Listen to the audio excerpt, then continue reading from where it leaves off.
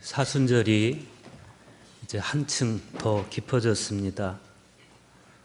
올해 사순절에는 또 우리 부산뿐만 아니고 강원도 지역에서 그 산불 소식이 들려오면서 참 마음을 안타깝게 하고 또 한편 슬프게도 하고 마음 무거운 그런 사순절이 이렇게 이어지고 있습니다. 이렇게 사순절이 깊어가면 내 안에 이렇게 또아리를 틀고 있는 무의미한 또 무가치한 탐닉들, 이런 것들과 성경 말씀, 사순절을 즈음해서 묵상하게 되는 성경 말씀들이 부딪히면서 내 안에 어떤 갈등들을 자꾸 일으키게 됩니다. 성경 말씀대로 살지 못하는, 그럼에도 성경 말씀은 끊임없이 나의 마음에 도전해오는 그 가운데서의 갈등. 헨리 나웨는 영원한 계절이라는 책에서 우리 안에 있는 이 탐닉을 현대사회 저변에 깊숙이 흐르는 상실감을 설명해 주는 가장 적절한 단어다, 이렇게 말했습니다.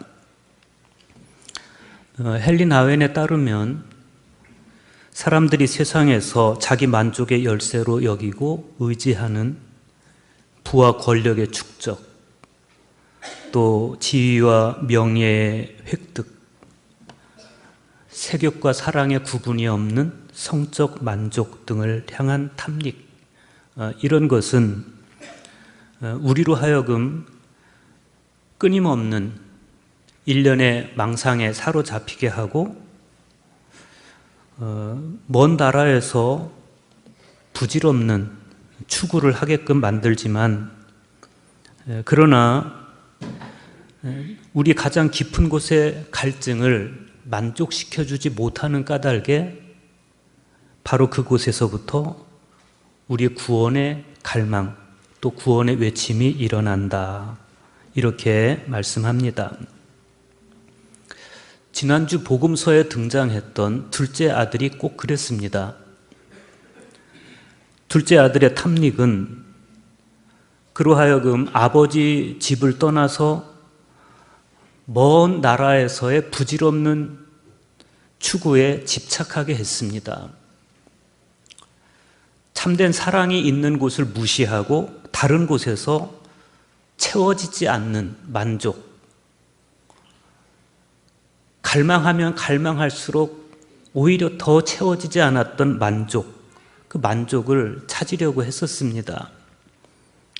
그러나 오히려 심각한 소외감에 직면하고 배고픔에 처해지면서 이 둘째 아들은 가장 근원적이고 본질적인 것이, 가장 근원적이고 본질적인 만족이 무엇인지 생각해 보게 됩니다. 그래서 마침내 이 둘째 아들은 망상, 부질없는 망상으로부터 돌아설 수가 있게 되었고, 아버지께로 돌아가서 아버지와의 화목을 회복할 수가 있었습니다.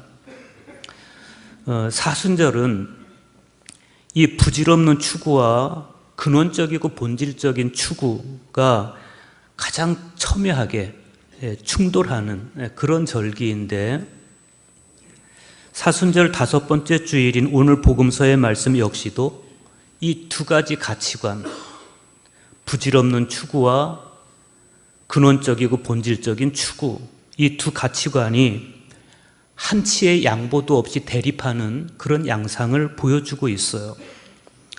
오늘 복음서의 말씀 1절과 2절 보십시오. 6월절 엿새 전에 예수께서 베다니에 이르시니, 이곳은 예수께서 죽은 자 가운데서 살리신 나사로가 있는 곳이라.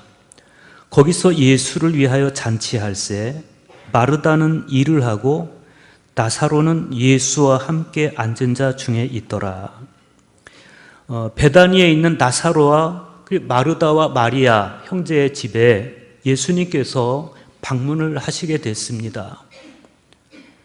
예수를 위하여 잔치할세, 이 말씀으로 미루어 봤을 때 아마 이 자리는 예수님께서 죽은 오빠 나사로를 살려준 것에 감사해서 마르다와 마리아 형제가 예수님을 대접하는 그런 자리인 것 같아요. 그래서 오늘 말씀에 보면 마르다는 음식을 장만하는 것에 여념이 없고 나사로는 예수님과 함께 초대된 사람들 가운데 앉아 있습니다. 아마도 이런 장면은 당시 이스라엘에서 평범하게 볼 수 있는 잔치집의 장면입니다. 그런데 이 평범한 풍경에 파장이 일어나게 하는 아주 예기치 않은 사건 하나가 발생을 합니다. 3절에서 5절의 말씀 보십시오. 마리아는 지극히 비싼 향유 곧 순전한 나드 한 근을 가져다가 예수의 발에 붓고 자기 머리털로 그의 발을 닦으니 향유 냄새가 집에 가득하더라. 제자 중 하나로서 예수를 잡아줄 가룟 유다가 말하되 이 향유를 어찌하여 300데나리온에 팔아 가난한 자들에게 주지 아니하였느냐. 우리는 이 하나의 장면에서 두 개의 가치관이 서로 충돌하고 있는 걸 봅니다. 지극히 비싼 향유, 곧 순전한 나드 한 근을 두고 마리아가 보여준 모습과 가룟 유다가 보여주는 가치관이 충돌을 빚고 있는 겁니다. 가룟 유다에 따르면 이 향유의 가격은 300데나리온입니다. 300데나리온은 당시 군인이라든지 일반 노동자의 1년 연봉에 해당하는 금액입니다. 오늘날로 말하면 한 3, 4천만 원 되는 그런 금액이겠어요. 그러니까 지금 유다가 하는 말은 뭐냐면 왜 그 비싼 향유를 팔아서 가난한 사람들을 돕는 데 사용하지 않고 예수의 발에 부어서 허비해 버리냐, 이런 뜻이에요. 여러분, 이게 굉장히 설득력 있는 말 아닙니까? 그거 팔아서 가난한 사람들을 도와주면 얼마나 좋겠냐. 왜 그걸 예수의 발에 부어서 허비하느냐, 이런 말이에요. 그런데 요한은 유다가 한 이 말 속에 담긴 음흉한 그 속내를 여지없이 밝혀줍니다. 유다의 말에 대해서 요한은 이렇게 말해요. 이렇게 말함은 가난한 자들을 생각함이 아니요 그는 도둑이라 돈꾀를 받고 거기 넣는 것을 훔쳐가미러라. 유다는 자기가 하는 비판의 근거를 대기 위해서 가난한 자들을 돕는 것을 끌어들이고 있지만, 그러나 유다는 지금껏 예수 일행의 돈꾀를 받고 끊임없이 그 돈을 훔쳐갔던 사람으로서 오히려 마리아가 그 향유를 예수님 발에 부어버림으로써 자기가 300데나리온을 훔쳐갈 기회를 잃어버린 것에 대해서 분통을 터뜨리고 있는 것이다.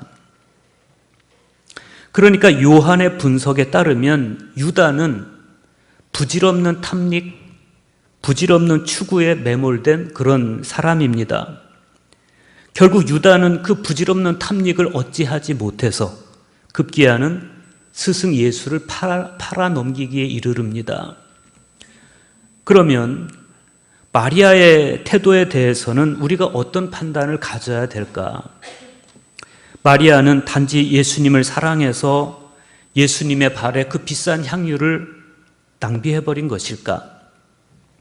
아니면 정말 오라버니 나사로를 살려준 것에 대해서 너무 고마워서 예수님의 발에 향유를 붓고 자기 머리털로 씻음으로써 고마운 마음을 표현한 것일까? 아니면 베단이 살고 있는 사람이라면 알만한 사람은 다 아는 죄를 지은 여자로서 자신을 받아준 예수님에 대한 고마움의 표현일까?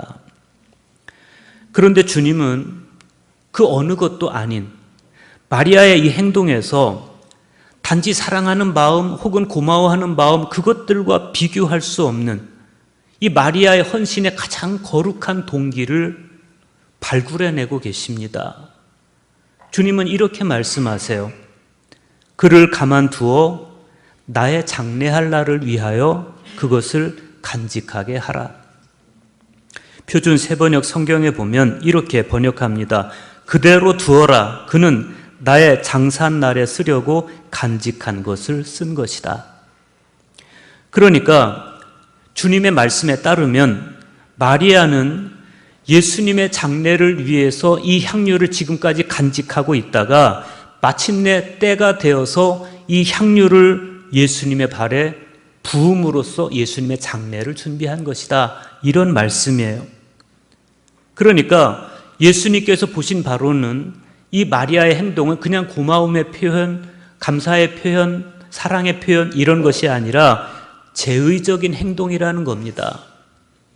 이건 놀라운 사실이죠.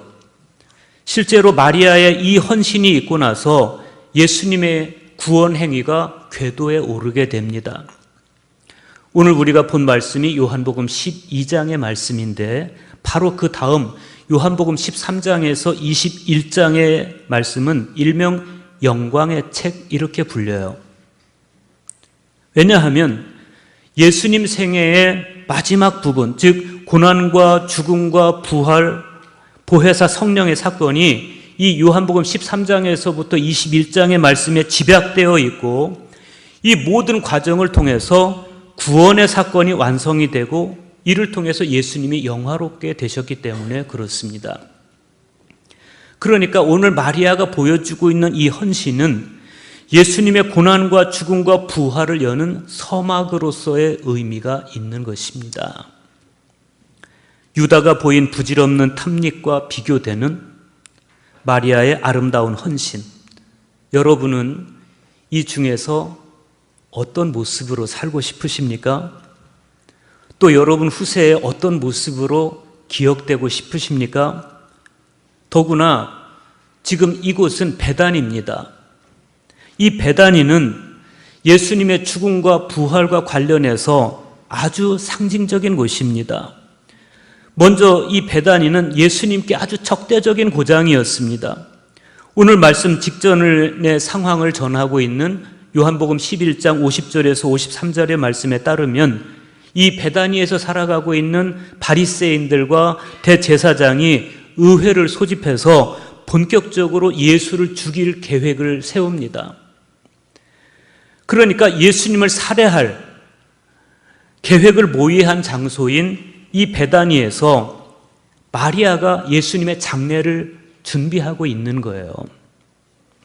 여러분, 이건 우연이 아닙니다. 또 이 베다니는 예수님께서 죽은 나사로를 살려주신 곳입니다. 베다니는 예수님의 죽음이 준비되는 장소, 예수님의 장례가 준비되는 장소이면서 동시에 예수님의 부활을 암시하고 있는 장소입니다.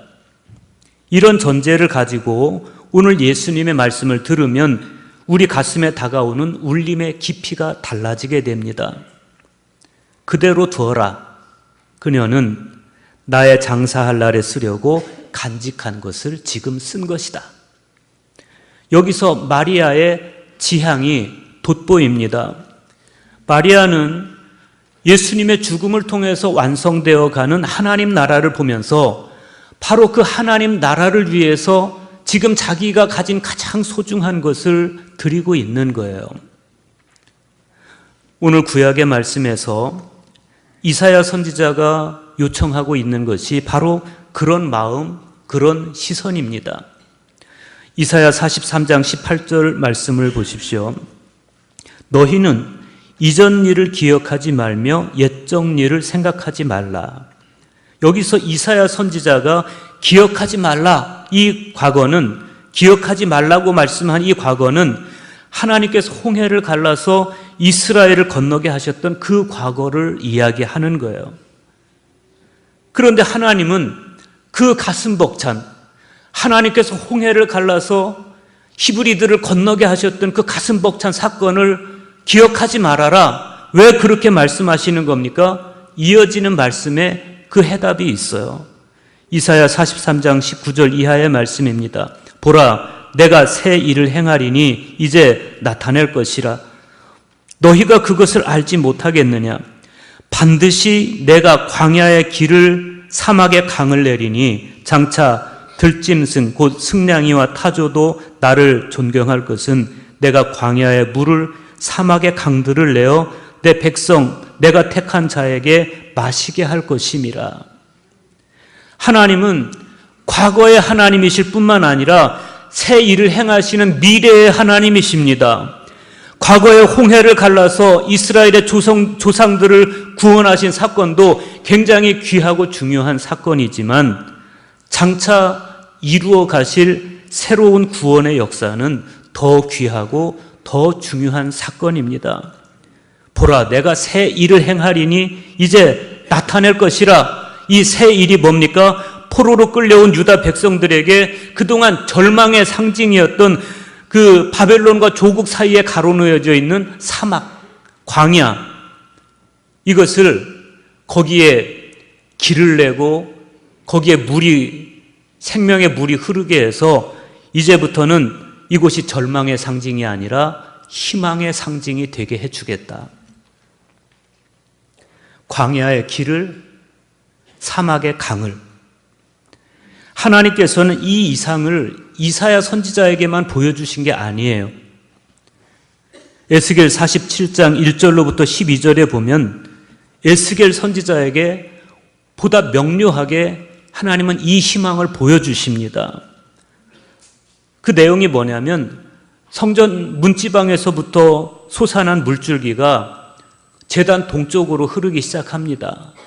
그러다가 제단을 한 바퀴 도른 다음에 다시 이 제단의 남쪽으로 흐르기 시작을 해서 넓은 아라바 사막을 적셔 나가는데, 이 성전 제단에서부터 솟아나서 흐르기 시작한 이 물이 사막에 흐르다가 발목까지 잠기게 되고, 그러다가 무릎에까지 잠기게 되고, 그러다가 허리가 잠길 만큼 물이 불어나고, 그러다가 마침내 사람이 건너지 못할 강물이 되어서 사해로 흘러들어서 그 죽은 바다를 살리기 시작합니다. 그런데 성전 제단에서부터 흘러나온 이 물줄기가 닿는 곳마다 바닷물이 되살아나고 고깃대가 되살아나고 과일나무가 되살아나는 그런 이상을 하나님께서 에스겔 선지자에게 보여주신 거예요. 여러분, 신앙이 뭐예요? 신앙이 뭡니까? 하나님께서 보여주시는 이런 이상, 이런 생명의 이상을 믿고 그 이상에 나의 희망을 두는 것입니다. 그리고 하나님께서 이루어 가시는 그 이상에 맞춰서 내 삶을 헌신하는 것입니다. 마리아가 가졌던 신앙이 바로 이런 것이었습니다. 마리아는 오빠가 살아난 것보다 더 큰 사건이 예수의 죽음 너머에서 시작되고 있는 것을 보고 있었습니다. 마리아는 똑같은 사건 속에서 하나님께서 열어가시는 생명의 사건을 보고 있는 것이에요. 그리고 그녀는 그 생명의 사건에 자신을 헌신하고 있어요. 옥합을 깨서 머리결로 예수님의 발을 닦으면서 그 생명의 사건을 응원하고 있는 것이고, 거기에 참여하고 있는 것이고, 예수와 함께하고 있는 것이에요. 바로 그것을 주님은 기뻐하셨습니다. 마리아가 나의 장례를 준비하고 있다. 나의 죽음과 부활을 통해서 이루어지는 생명의 사건을 지금 마리아가 응원하고 있는 것이다. 여러분, 예수님께서 마리아를 칭찬하신 것은 향유를 부어드린 행동 그 자체가 아니에요. 마리아의 믿음입니다. 마리아의 지향입니다. 설사 가난한 사람을 생각했던 유다의 그 휴머니즘이 진정이었다 하더라도 생명을 위해서 자신의 가장 소중한 것을 희생하는 마리아의 마음에 비견할 건 아니죠. 죽음이라는 극단의 상황에서 마리아는 생명을 보았고 생명의 주님을 새롭게 만났습니다. 그러니 마리아가 자기 향유를 부어서 예수님의 생명을 노래하는 것은 하나도 이상할 게 없는 것입니다. 오늘 서신서의 말씀에서 우리가 사도 바울의 고백을 볼 수가 있습니다. 어느 날 그리스도의 빛이 자신을 향해서 비춰왔을 때 그때 사도 바울은 자기 존재에 대한 새로운 성찰에 직면하게 됩니다. 어느 날 바울이 이런 고백을 합니다. 그러나 무엇이든지 내게 유익하던 것을 내가 그리스도를 위하여 다 해로 여길 뿐더러 또한 모든 것을 해로 여김은 내 주 그리스도 예수를 아는 지식이 가장 고상하기 때문이라. 내가 그를 위하여 모든 것을 잃어버리고 배설물로 여김은 그리스도를 얻고 그 안에서 발견되려 함이니 내가 가진 의의는 율법에서 난 것이 아니요 오직 그리스도를 믿음으로 말미암은 것이니 곧 믿음으로 하나님께로부터 난 의라. 여러분, 바울의 이 고백이 우리 고백이 될 수 있기를 바랍니다. 대개 우리는 그 반대일 경우가 많습니다. 바울은 그리스도를 발견하고 나니까 지금까지 자기를 유익하게 해왔던 학벌이라든지 혈통이라든지 지위라든지 이런 것들이 배설물처럼 여겨졌습니다. 그래서 버렸습니다. 파기했습니다. 그런데 오늘 우리의 모습을 보면 바울이 버린 배설물과 같이 여기서 버린 그것을 다시 잡으려고 예수보다는 오히려 스펙을 더 잡으려고 그래서 얼마나 많은 시간을 낭비하는지 몰라요. 유다처럼 부질없는 탐닉 이것이 우리 삶을 이끌어 갈 때가 너무 많죠. 헨리 나웬에 따르면 현대사회의 저변에 깊숙이 흐르는 상실감은 바로 이 부질없는 추구에서부터 오는 것입니다. 여러분은 어떻게 살기를 원하십니까? 내 삶에서 정말 소중한 게 뭔지를 아는 사람, 그 소중한 것 때문에 내 향유를 깰 수 있는 사람, 주님은 우리에게서 그런 것을 기대하는 거예요. 침묵 속에 하느님을 찾는 사람들이라는 책을 보면 토마스 머튼이 쓴 책인데 영국 트라피스트 수도자였던 리스의 성 에일레드가 이런 말을 합니다. 그리스도와 함께 그리스도를 통하여 천국으로 들어가기를 원한다면 우리는 이 세상을 떠나 침묵과 관상의 삶을 살아야 한다. 그리고 될 수 있는 대로 마음을 일으켜 육신의 감각을 떠나야 하며 순명에 빛나는 갑옷을 입어야 한다. 우리의 순명은 사심이 전혀 없는 순수한 사랑에서 우러나야 하며 우리의 모든 행위는 하느님에 대한 사랑에서 우러나는 것이어야 한다. 우리가 이 수도자처럼 그렇게 완전히 세상을 떠나서 침묵과 관상의 삶을 살아갈 수는 없을지라도 그러나 내가 살아가는 현실 속에서 내 삶의 현장 속에서 끊임없이 주님께서 추구하신 것, 주님께서 이루어진 생명의 역사에 우리 자신을 헌신하면서 주님과 같은 길을 걷는 것, 이게 믿음입니다. 사순절이 깊어서 어느덧 부활의 고동 소리가 지면 전체를 채워가는 그런 계절을 우리가 살아가고 있습니다. 그리스도를 통해서 성취되어가는 하나님의 나라를 위해서 자신의 전부인 향유를 부어드렸던 마리아처럼